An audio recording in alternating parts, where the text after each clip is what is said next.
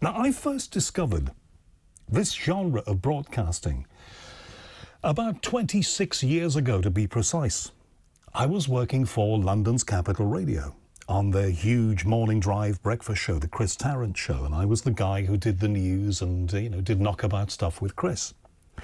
And one of the things that I discovered in the mid-90s was the internet, thanks to the person who was my helper at Capital, Jenny, who said, I was at college and we were using this great thing for gathering news, the internet. So I had to have, from the moment I started using the internet, a computer. And I had to have one at home.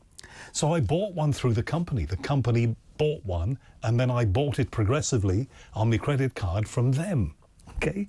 And I remember it was a Dell, and they said, it's got a big hard drive. You probably won't need a 3-gig hard drive. This is a true story, right? What are hard drives now? 2, 3 terabytes, whatever. This was 3 gigs of a hard drive, which is like not even a memory stick these days. I took this thing home. I wired it up. It had a 56K or 28K dial-up modem that went all that stuff. And I started doing the thing that my boss had told me that you can do. He said, "Oh, Howard, you know that you can listen to radio stations from all over the world." And he was Scottish, by the way. He's probably not watching tonight, so I can probably get away with that. It's a very bad impression. "Oh, Howard, you can listen to radio stations." So first thing I wanted to do, forget everything else, forget the email, listen to radio. I discovered Art Bell's show. My hero, as I've said earlier in this show, and I say constantly on podcasts, a man who I got to know. The greatest guest that he ever had in his show was a man, in my view, Father Malachi Martin. Now, I found one biography of him online. The details I may be subsequently in this hour corrected on, but I'll read it to you anyway. Father Malachi Martin, who came from Kerry and worked on the Dead Sea Scrolls, claimed to have been the inspiration for the archaeologist priest featured in the 1973 horror film The Exorcist. Martin was the author of several books, including the best-selling Hostage to the Devil.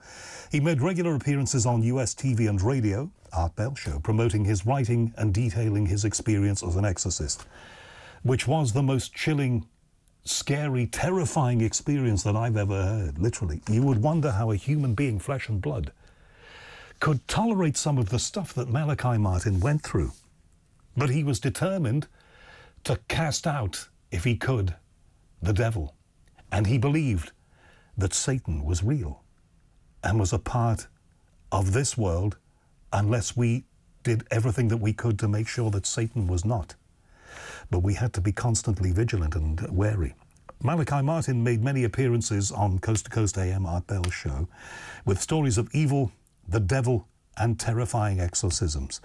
And from one of those shows, I think around about 1997, which seemed to be the real peak of this, 97 through about 2002, here's a little flavour, if you've never heard of this man, of the way that he sounded. It's always within a house. It's in a room. There's nothing on the walls, no nails, no pictures, nothing that can move. If the windows are there, they're barred with shutters. You don't have glass around the place that can be shattered. And you have the person in question is either violent or not. It's always within a house. It's in a room. There's nothing on the walls, no nails, no pictures, nothing that can move. If the windows are there, they're barred with shutters. You don't have glass around the place that can be shattered. And you have the person in question is either violent or not. Most times not violent to begin with. And there's either a bed, or an iron bed, or a chair, or whatever. You have no table, but you have an exorcist with an assistant, and he has assistants there. The assistant is a priest, and then he has several other people, usually men, dressed in clothes that can take a lot of hardware, and they carry everything in their hands. They have to have a candle, and they have to have holy water, and they have to have the priest's a prayer book, etc. In the first 20 minutes, you know if it's a real case of possession, and then you're into it, and you can't withdraw. You can't simply say, "Okay, boys, let's break up and see each other next Monday." You can't do that. Once you started, you've got to finish it. Else you are pursued by that demon. And that is essentially the sound, and I'm sorry that that little audio clip there started twice, but it was worth hearing the twice. I love that man's voice. That was part of him describing how to deal with somebody who ostensibly was possessed. And that was a situation he found himself in many times. And the consequences, as you will hear if you want to go back through Art Bell's archive, were terrifying and chilling many times, things that you and I wouldn't want to experience. You may not believe that there is such a thing as evil, as pure, unadulterated, visceral, bad. But if you listen to Malachi Martin, it might change your view. I'm not telling you there is, but he would if he was here now. I never got the chance to interview him. I did try, but I tell you who did know him closely, Robert A. Marro Jr., who is our guest this hour. Let me tell you a little bit about him. Robert Marro met the Reverend Malachi Martin through a traditionalist priest at the Church of St. Agnes in New York City in 1990. At the time, Robert was a covert operations officer for the CIA stationed in New York City. I'm not going to tell you any more about that. Let's get him on. Robert Marro, thank you very much for coming on my show tonight. Good evening. It's a pleasure to be here. What an astonishing man was Father Malachi Martin. How did you find him? How did you come across him? Well, I came across him when I was, I wish it was a more dramatic description, but it was actually quite mundane. I was having dinner with a friend of mine who, as you pointed out, was a traditionalist priest, Catholic priest at the Church of St. Agnes. You probably would resonate. The name Archbishop Fulton Sheen would probably resonate with you. That's the church where he had his residence, and the street that it's on is named has been renamed Archbishop Fulton J. Sheen Street in his honor. But one night this priest and I were having dinner, what we used to call cheap Chinese, and he asked me what book I was reading. And I just told him, I'm reading a book by this gentleman named Malachi Martin, and the name of the book is The Keys of This Blood. And at that point, this priest, his name is Father John, he perked up. He says, "Oh, I know Malachi Martin." He says, "Would you like to have dinner with him some evening?"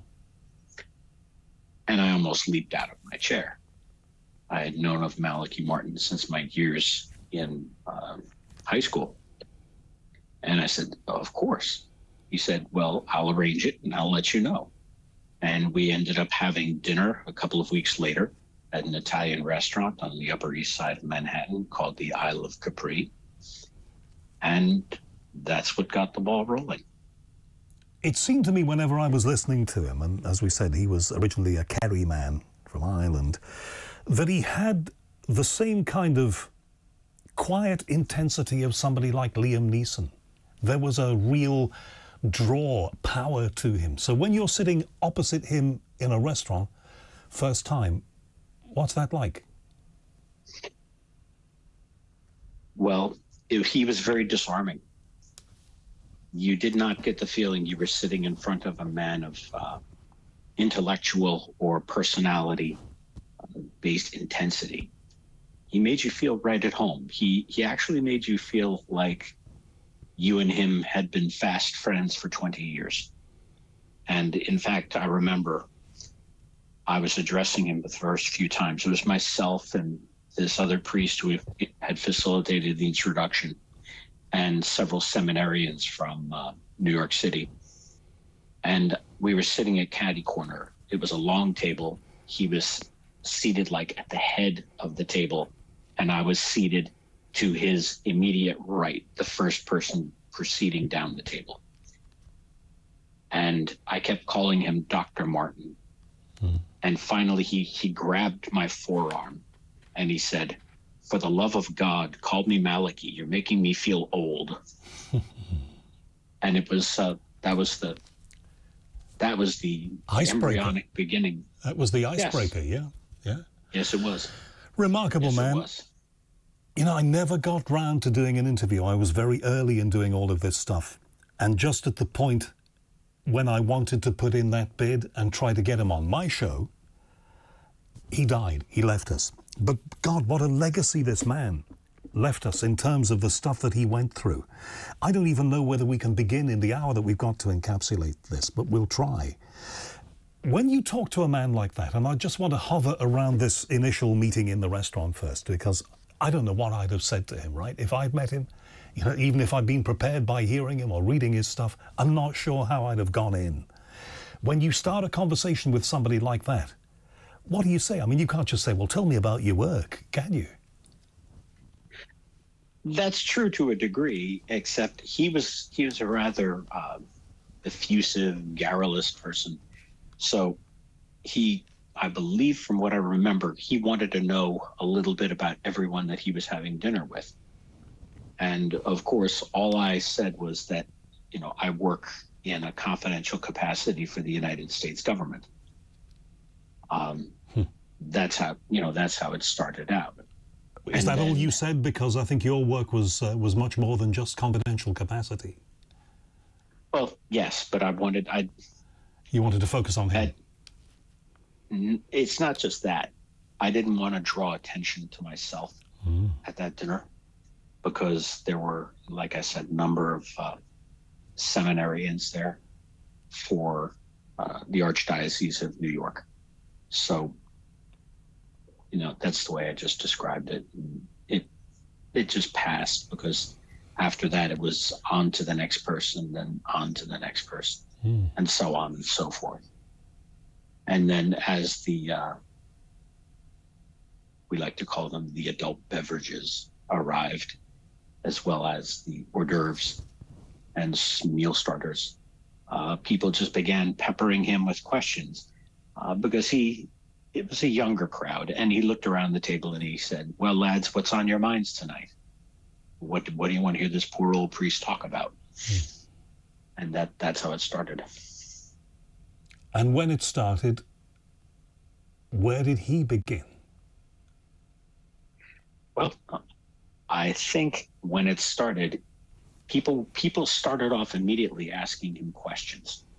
And interestingly enough, it was not about exorcism. It was about, I believe one of the seminarians asked him, is it true that you read and you know the contents of the third secret of Fatima?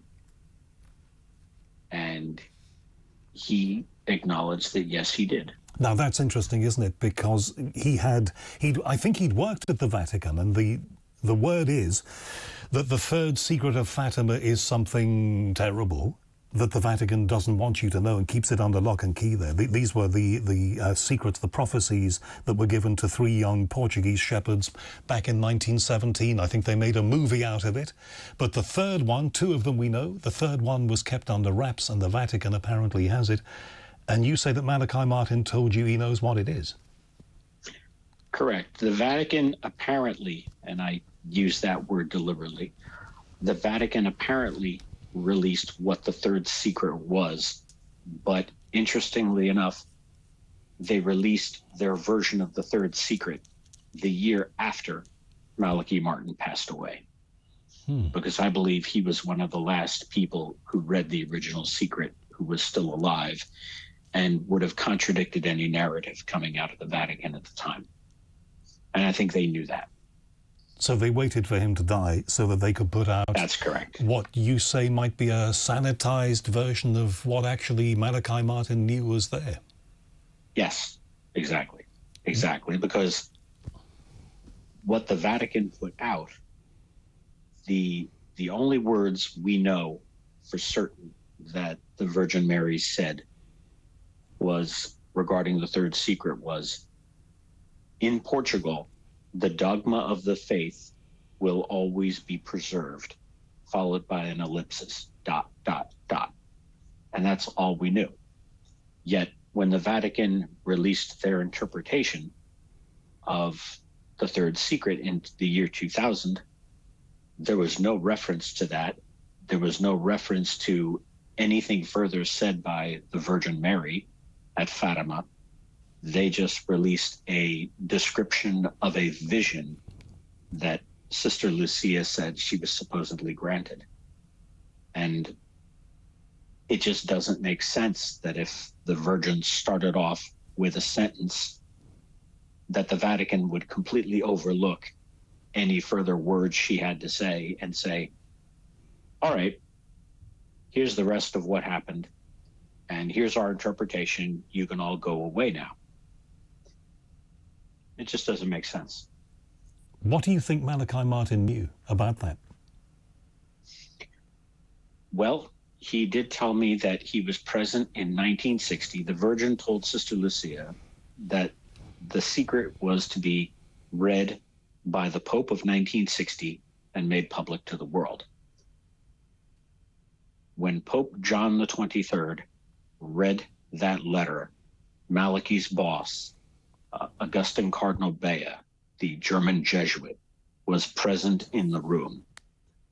And Malachi said he was asked to wait in a small antechamber, which he did. He said he knew that various very important cardinals and archbishops had gone into the papal apartments of Pope John the 23rd. He said they were in there for about an hour or so, maybe a little bit more. Malachi said that there was shouting and some yelling, which apparently I wouldn't expect to come out of the papal apartments. And he said that Cardinal Bea came storming out after a while, and he said, let's go, in German. And they got into his car down in St. Peter's Square. And Malachi said that he was sworn to what's called the pontifical secret, meaning you take an oath that unless the Pope himself releases you from your obligation to maintain secrecy, you can never speak of whatever the subject is. And Malachi said he agreed to that. And he was handed a sheet of paper with a German translation in it. And he said that Cardinal Bea just made the comment about the men up in the clerics up in the papal apartments. He said those fools have just condemned millions upon millions of people to the most horrible fate possible. And we can never know, can we, what that might be until that fate arrives? Yes and no. And I realize we're digressing a little bit here, but in 1980, before the assassination attempt on his life, Pope John Paul II was asked by a group of pilgrims in Fulda, Germany, and this was when the time when Germany was a flashpoint of the Cold War, especially the town of Fulda, in which the gap between the mountains there, the Fulda Gap, the Soviet tank armies were expected to invade the West. And the Pope appeared there, and one of the pilgrims asked him, they said, Your Holiness, why was the third secret of Fatima never revealed, as Our Lady requested in 1960? And he responded that my predecessors in the See of Peter have diplomatically preferred to withhold the publication of the message in order not to encourage the worldwide power of communism to undertake certain moves against which the West will have no defense. And then he went on to say, if there does exist such a message in which it is said that there will be great earthquakes and floods and tidal waves, and that nations will disappear from the face of the earth, if you're only interested in the contents of that message purely for sensationalism because you're convinced nothing can be done about it, is there any point in really wanting to publish it in the first place? I can kind of see the sense in that.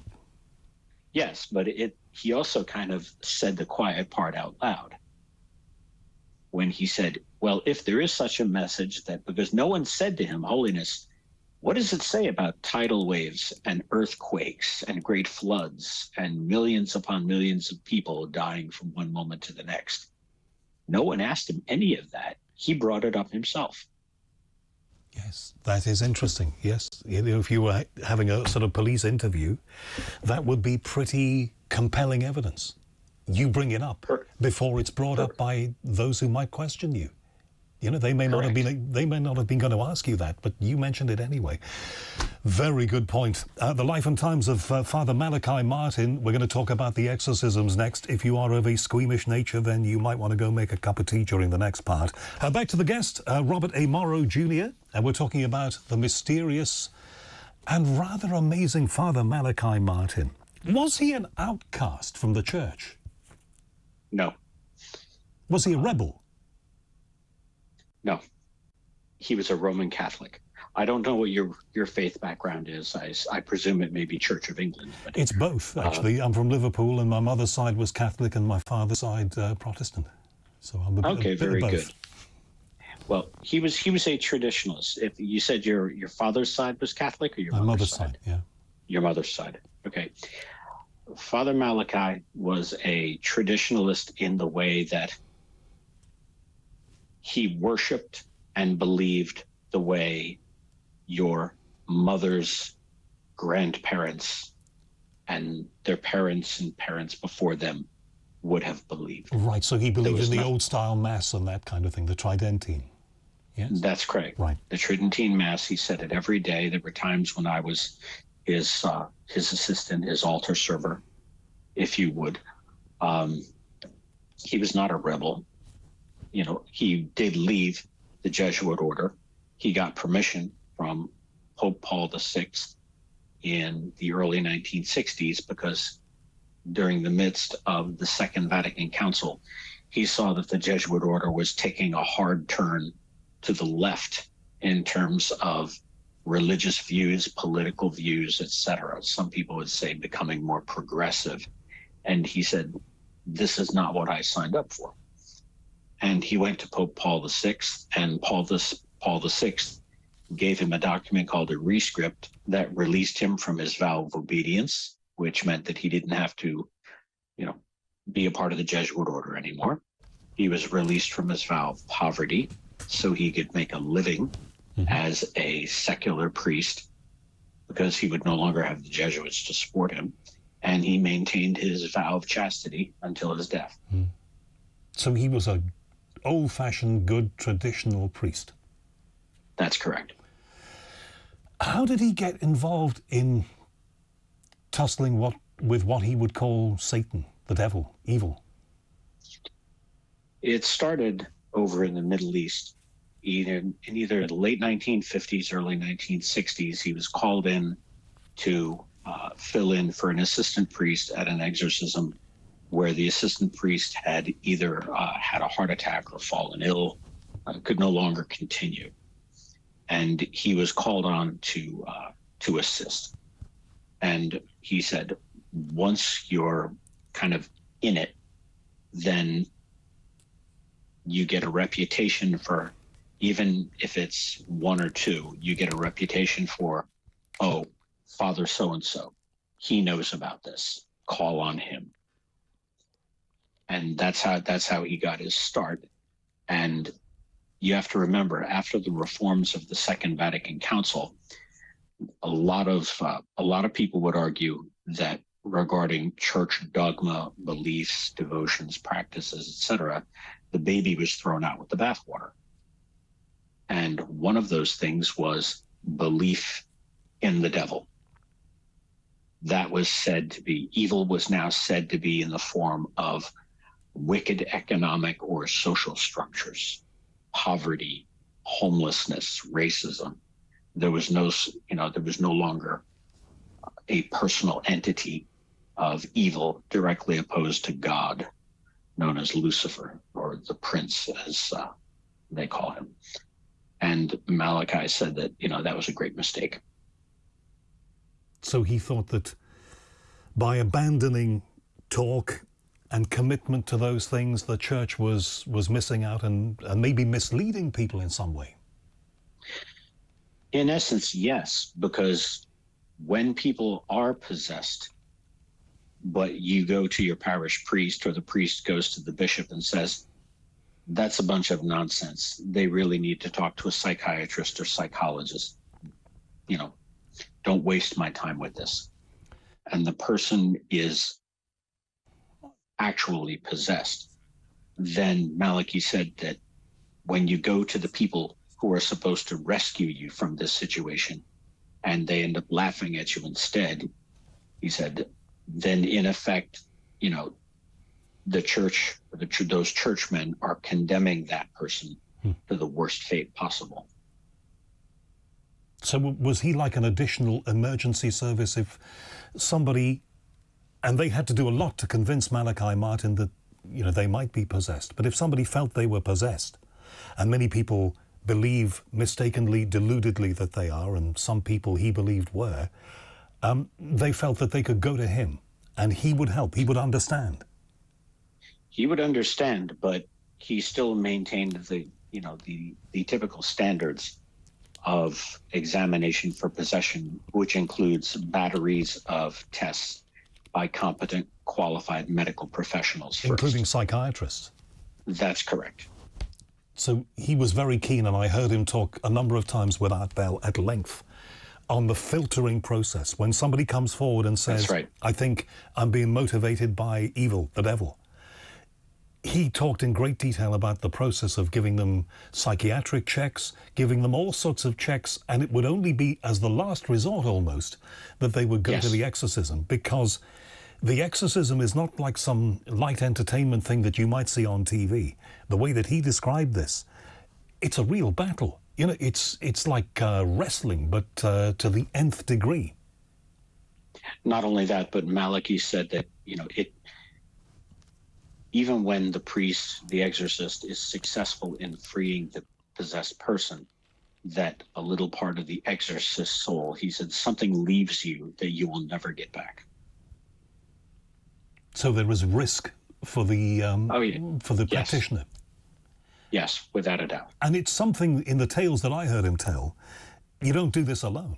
It's two things. You can't do it on your own. And once you start it, as he said in that audio clip we heard, once you start, there's no going back. That's right. You're engaged until the end. And one thing I did want to point out was that you, in your introduction, you made mention of the fact that he was the inspiration for, you know, the archaeologist priest. According to an online biography, he believed it said that he was the inspiration. No. You don't think so? No, that's not true. I've read the book by William Peter Blatty that the original movie was made of. And Malachi was also very clear that the movie The Exorcist that came out in the early 1970s, he would always refer to it as, you know, a lot of green goop and heads spinning around. He says that was typical Hollywood Frankenstein Dracula scare the teenagers around the campfire horror movie. He says the real thing is much more lethal than that, and it doesn't involve theatrics. And sometimes it involves visceral, physical force. Yes, without a doubt. Sometimes those are the ones he referred to as either dirty exorcisms or hammer and tongs. He believed that there was a force of evil, something pent up that could take over people. Did he ever define it? He called it Lucifer. Right. He talked a lot about Lucifer. Did he ever define to you Lucifer in his view? Yes. And it was what any Catholic priest prior to the 1960s would have told you. He was an archangel, and he said that's why a human on their own cannot go up against Lucifer, because he has what is called preternatural intelligence. He does not have supernatural intelligence. Supernatural only refers to that phenomena which is manifested or originates with God alone. There's three levels. There's the natural level you and I exist on. There is the supernatural that God, the angels and the saints exist on. And then there's a middle level called the preternatural. And he said, that's where Lucifer, you know, has his powers. And that's the realm where he dwells. And in this battle between good and evil, when good, in the presence of Malachi Martin and whoever's helping him, engages in the fight, is it always inevitable that good, as we've been taught through whatever religion we might practice, that good always comes through? You'd like to think that most of the time it does, but there were rare occasions where either due to not the exorcist, not Father Martin, but through some sort of deficiency on the part of the person who is possessed, usually medical, they just didn't make it. For example, if they suffered a massive stroke or heart attack during the exorcism and died, well, that was in no way the fault of the exorcist, but it still would put a cap of finality on the exorcism. Did that happen? Did people die? He only referred to that with me obliquely. There were things that I knew not to ask about. I do know that if you've ever read the book Hostage to the Devil, it's bookended by the story of an exorcism that took place in China during the Japanese rape of the city of Nanjing, or Nanking. The story of an exorcist called Michael Strong, who was attempting to perform an exorcism, and the gentleman that he was trying to exorcise deliberately locked himself inside of a burning charnel house and burned to death. And that failed exorcism, the priest paid, and anyone can read the book, the priest paid a very heavy price for the rest of his life. And it was only in his dying moments that he received relief from our Lord. In those cases, and there were, I don't know, you probably know how many exorcisms he took part in general, and it's very hard to generalize with something that is so specific to the individual, but what did he tell you? What did he know of the people who went through that process, came out supposedly cleansed? Did they go on to be, to be normal citizens, not troubled by anything anymore? Was everything okay for most of them beyond that? Correct. 99% of the time, most of those people went on to leave very normal, I don't want to say mundane and boring, but in essence, that's the truth. They just went on to live normal lives, except they were no longer afflicted by this arguably, pardon the pun, hellish phenomena. And how did they acquire it? That's the thing, isn't it? I mean, do you meet somebody who's a source of evil? Do you go to a place that might be cursed in some way?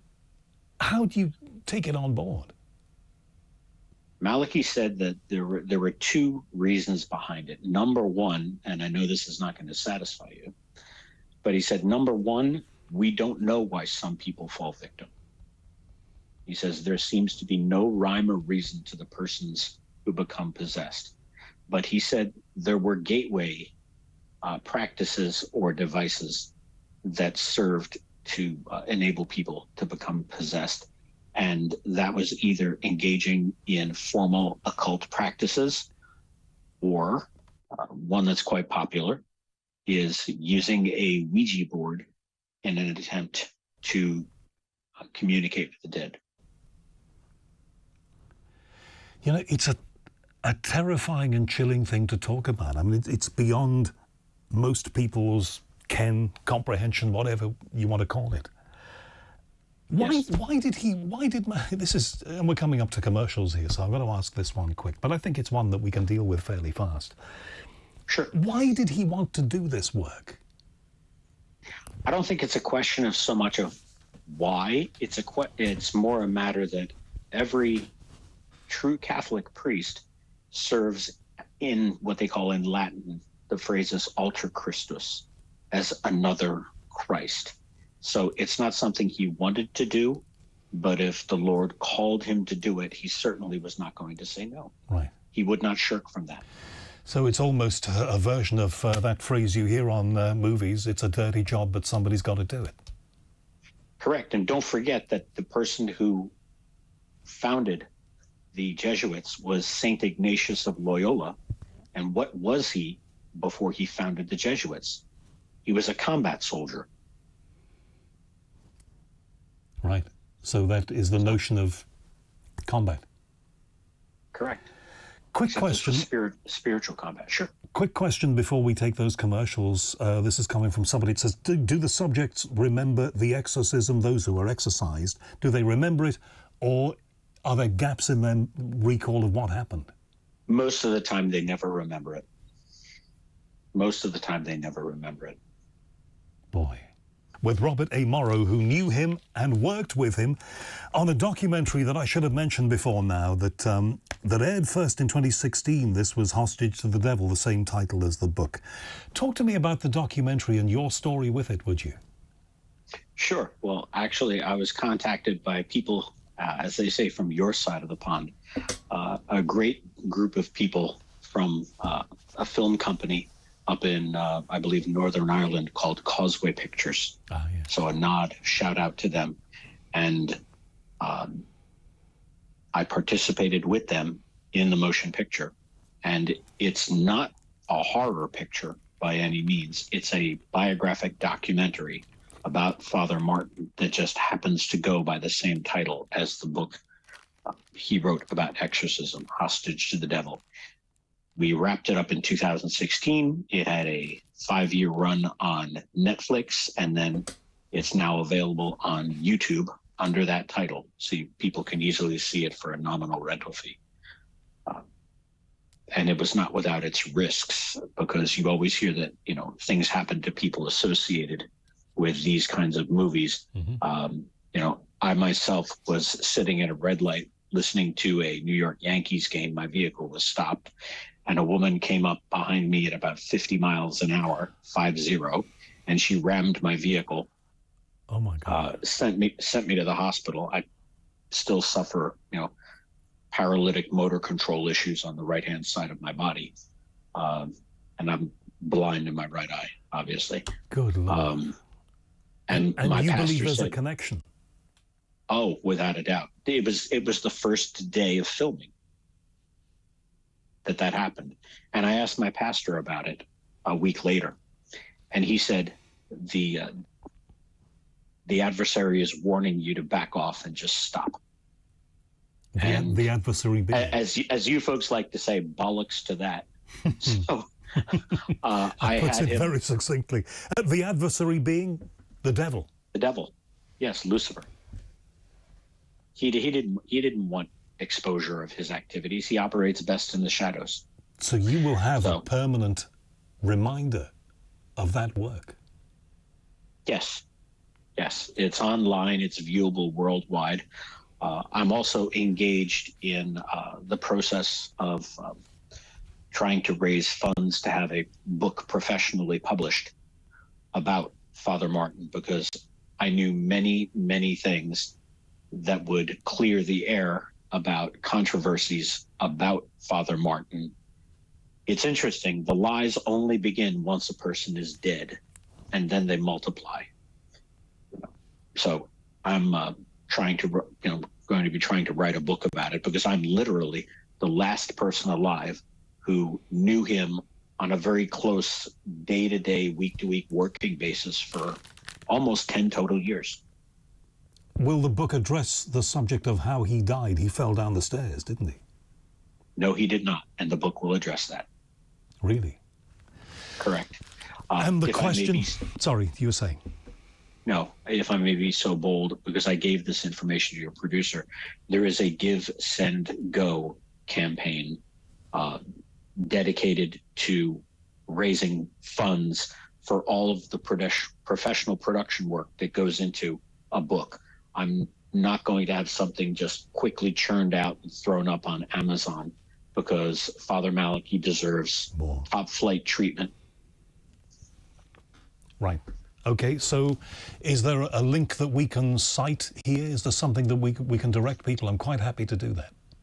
Oh, thank you. That's quite kind. It's www and all one word, Give, Send, Go, I believe, /Malachi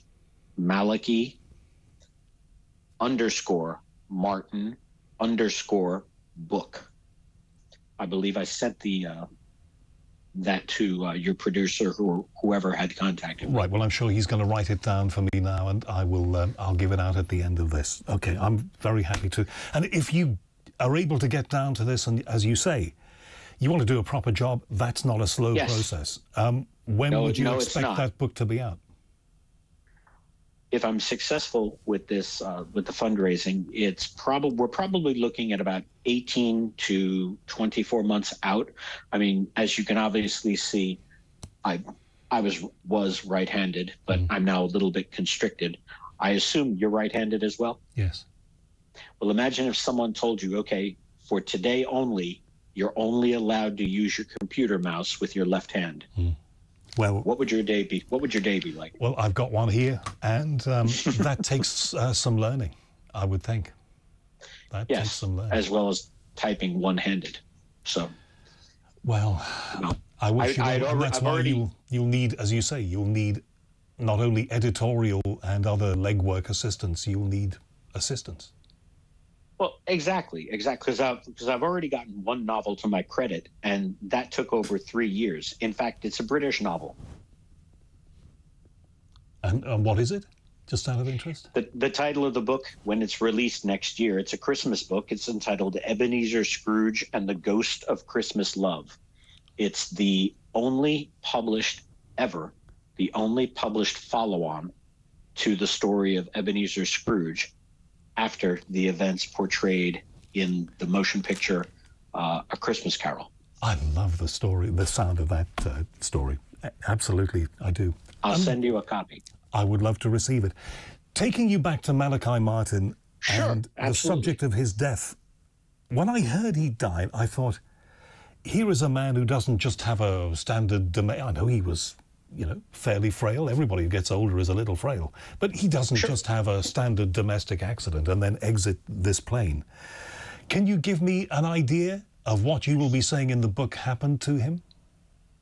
Sure. In broad strokes, he fell inside his apartment. And when he fell, and I'll speak to the causality of that in the book, but when he fell, he struck his head on a sharp piece of furniture, and that caused a cerebral hemorrhage. He was taken to the hospital, and he slipped into a coma that he never came out of. I was there at his deathbed. Was he able to...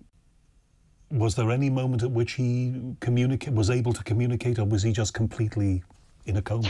No, the last time I saw him, he was unconscious with all sorts of complex machines and wires hooked up to him that were beeping and buzzing, and his eyes were closed. And, I became quite emotional. I mean, he was a combination best friend in the world, spiritual director, and surrogate grandfather, all rolled up into one.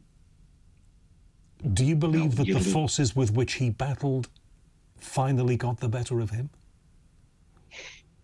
Yes and no. They caused his death. However, I have absolutely no doubt in my mind that he went to our Lord. Absolutely no doubt in my mind. As certain as I can say that the sun will rise after the night tonight. Which would be the ultimate aim of anybody who did what he did, and the ultimate aim of most of us, I would have thought. Okay. Exactly. Well, it's a fascinating story about a fascinating man. I don't know whether there's time to go into this. We only have minutes, sadly, and you yourself said, I know, to my producer that we needed more time. We did, but this is what we got. I remember as a very young person going on holiday with my mum and dad to Kent. And I was always up before everybody, and I was always the one who took news to them. And my mother, to her dying day, would always kind of smile when she remembered me going into the bedroom in that place we stayed in Kent, and opening the door and announcing the words in the biggest voice that I could muster then, "The Pope is dead." That was Pope John Paul I, who died 33 days, I think it was, into his papacy in 1978. Yes. That's what then happened. Did Malachi Martin have a view on that? Because a lot of people have suggested that his exit may well have been hastened somewhat, more than somewhat. Yes. No, I'll tell you straight up, Malachi thought he was assassinated. And is that going in the book? Yes. Is anybody... He was assassinated by forces associated with, at that time, it would have been the communist intelligence services from the Eastern Bloc. Boy. I wonder why. Wait for the book. And you mentioned at the beginning your own CIA connection, and sadly we haven't got time to talk about that. And I don't even know whether you would want to talk about that, but you clearly have a bit of a past and background yourself. That's correct. Is that an I don't want to talk about that, or I realize you haven't got the time? I'll give you the standard disclaimer. I have no. If you were to ask me about something specific, I would say I have no such knowledge of that topic, and if I did, I would not be inclined to discuss it. Boy, how long were you involved with the agency? Almost 15 years. Okay. Well, my mind is throwing up all kinds of instances, none of which I think I can ask you about. It's been an absolute, I don't know whether pleasure fits here, but for me, professionally, it's been a pleasure to speak with you. I am so pleased that you made time for us. The pleasure was mine. Thank you. The book project, what will you call it? Have you thought? Yes. The working title is Malachi Martin, a holy priest against the approaching scream of the ancient beast. Says it all.